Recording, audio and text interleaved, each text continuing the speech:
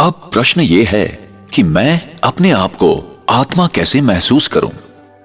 वो अनुभव क्या है? ये शब्दों में वर्णन नहीं किया जा सकता, क्योंकि इसे केवल शांत मनस्थिति में ध्यान योग के अभ्यास द्वारा ही अनुभव किया जा सकता है।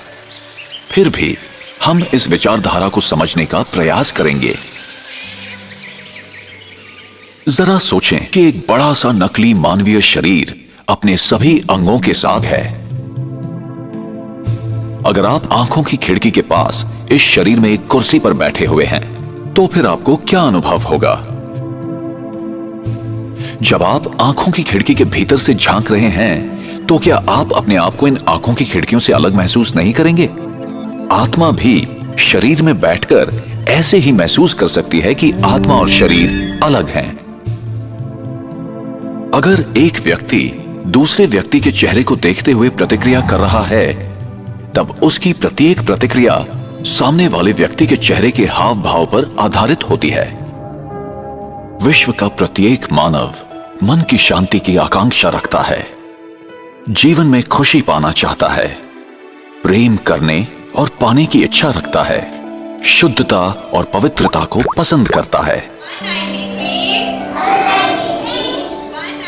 जन्म से ही हर कोई अपनी रुचि के क्षेत्र में मानसिक क्षमताओं की अभिवृद्धि करना चाहता है और अधिक से अधिक ज्ञान पाना चाहता है। एक अबोध बालक आत्मा के मूल गुणों का स्वरूप होता है। मेरे मूलभूत 7 गुण हैं: ज्ञान, प्रेम, शांति, सुख, पवित्रता, आनंद और शक्तियां।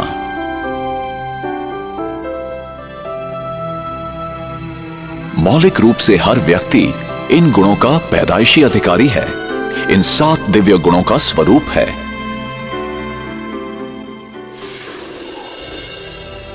गलत मान्यताओं अथवा अज्ञानतावश या वातावरण और व्यक्तियों के प्रभाववश हम विपरीत दिशा की ओर मुड़ गए हैं, जिसके परिणाम स्वरूप हम अपने आप को शरीर से संबंधित विशेषताओं में विभाजित कर लंबे समय से अपनी पहचान बना चुके हैं।